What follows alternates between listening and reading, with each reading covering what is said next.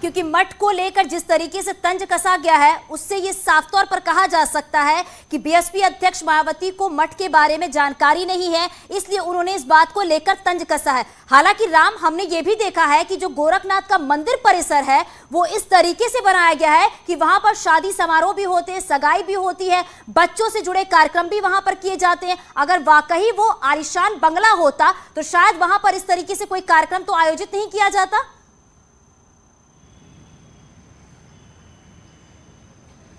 जी बिल्कुल, जो गोरक्षनाथ मंदिर है वो पीठ है, यहाँ के लोगों के श्रद्धा का केंद्र है, तो इस कारण लोग बड़ी संख्या में श्रद्धालु वहां पे आते हैं। मौजूदा समय में गोरक्षनाथ परिसर में ही खिचड़ी मेला लगा हुआ, और सिर्फ देश ही नहीं, मतलब प्रदेश ही नहीं, देश के कोने कोने से वहां पे दुकानदार आए हुए हैं, लोग आते हैं, वहां पे सामान की खरीदारी करते हैं, दर्शन पूजन करते हैं, लोगों के वैवाहिक कार्यक्रम वहीं पे होते हैं, लोगों के जनेऊ से लेके सारे काम वहां पे होते हैं, बाकायदा बुकिंग होती है, तो आने जाने की कोई पाबंदी नहीं है। जब तक योगी आदित्यनाथ सांसद थे तब तक लोग आसानी से उनके आवास के परिसर के अंदर तक जा सकते थे, लेकिन अब मुख्यमंत्री होने के बाद से थोड़ी सी रिस्ट्रिक्शन ये है कि अब आप अंदर जहां तक कार्यालय है वहां तक जा सकते हैं, ऊपरी तल पे आपको जाने के लिए बाकायदा परमिशन लेना है। तो ये सुरक्षा कारणों से, नहीं तो मंदिर सभी के लिए खुला है, कल भी खुला था, आज भी खुला है। जी बिल्कुल राम, और ये भी है कि जब सीएम योगी आदित्यनाथ 5 साल तक जब अपने संसदीय क्षेत्र गोरखपुर में रहे, गोरखनाथ मंदिर की अगर बात करें तो वो आम जनता के लिए हमेशा से ही खुला रहा है, चाहे उस मठ की भी क्यों ना बात करें। अब इससे यही कहा जा सकता है कि मठ को लेकर जब जानकारी नहीं है तो इस तरीके से तंज कसा जा रहा है।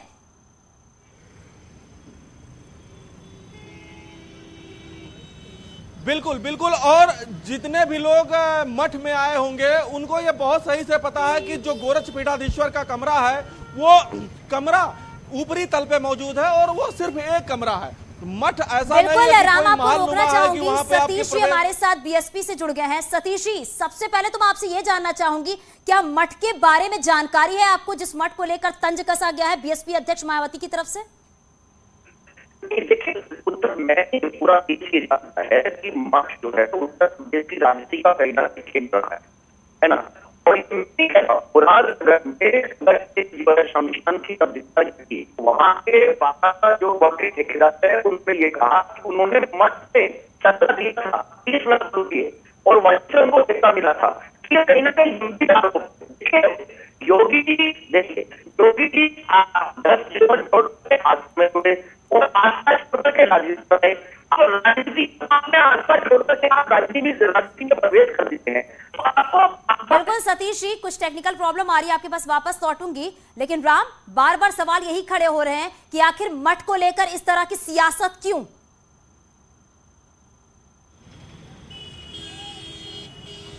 उसके पीछे सबसे बड़ा कारण यह है कि जो गोरक्ष पीठ है उसका प्रभाव न सिर्फ पूर्वांचल बल्कि पूरे प्रदेश में है, और पूर्वांचल की करीब 62 विधानसभा क्षेत्र ऐसी है जहां पे इसका प्रभाव बहुत ही अच्छा खासा है। सिर्फ गोरखपुर मंडल, बस्ती मंडल के साथ साथ देवी पाटन मंडल जो है वहां पे इसका प्रभाव है। अगर हम आजमगढ़ मंडल की बात करें तो वहां पे भी आजमगढ़ से लेके आजमगढ़, मऊ और बलिया, ये जो प्रभावित है, करीब करीब अगर हम इन 4 मंडलों को जोड़ दिया जाए तो 80 से अधिक विधानसभा क्षेत्र होती हैं, और इस पीठ को मानने वाले सबसे अधिक ओबीसी और दलित वर्ग के ही लोग हैं, तो सबसे अधिक यही लोग आते हैं। तो जो भी राजनीतिक दल है अब उनका जो फोकस दलित और ओबीसी वोट बैंक पे रहेगा, तो वो निशाना तो मठ पे ही साधेगा, और मठ से ही साध के वो अपनी जो है सियासत को और चमकाने की कोशिश करेगा, और शायद इसीलिए मठ पे निशाना साधा जा रहा है। राम, आपको रोकना चाहूंगी। आनंद जी हमारे साथ फोन लाइन पर जुड़ गए हैं, बीजेपी प्रवक्ता हैं। आनंद जी, क्योंकि मठ को लेकर बातचीत की जा रही है, मठ पर जिस तरीके से तंज कसा गया है बीएसपी अध्यक्ष की तरफ से, आप उसका सबसे पहले आपसे रिएक्शन जानना चाहूंगी। गुरु गोरखनाथ का जो मठ है वह इस देश में करोड़ों करोड़ लोगों की आस्था का और विश्वास का प्रतीक है। वहां जो लोग भी गए होंगे उन्हें यह पता है कि वहां जाने के बाद किस प्रकार से आध्यात्मिक, धार्मिक और आत्मिक सुख की प्राप्ति होती है। वह गुरु गोरखनाथ की तपोस्थली रही है, और महान हमारे संत और ऋषि परंपरा की वो भूमि रही है। और आपको बताना चाहता हूँ कि गुरु गोरखनाथ जी की जो हमारे ये मठ है, के कई ब्रांच, कई शाखाएं और इनके मानने का अनुयायी देश भर के कई इलाकों में फैले हुए हैं। आप चाहे हिमाचल चले जाइए, चाहे आप नॉर्थ ईस्ट में चले जाइए, चाहे मध्य प्रदेश जाइए, कहीं भी आप जाइए, आपको वहां के अनुयायी मिलेंगे, आपको परंपरा को मानने वाले लोग मिलेंगे, उस आध्यात्मिक परंपरा में विश्वास करने वाले लोग मिलेंगे। और मैं निश्चित रूप से बताता हूँ कि जो लोग भी इस तरह की बातें करते हैं, उनको वहां जाकर 1 या 2 दिन रुकना चाहिए और उनको खुद महसूस होगा कि उनके अंदर कितना बदलाव आया है, उनकी सोच में कितना परिवर्तन आया है, उनको कितनी आत्मिक शांति की प्राप्ति हुई है, ये वहां जाने का अवसर मिल जाएगा।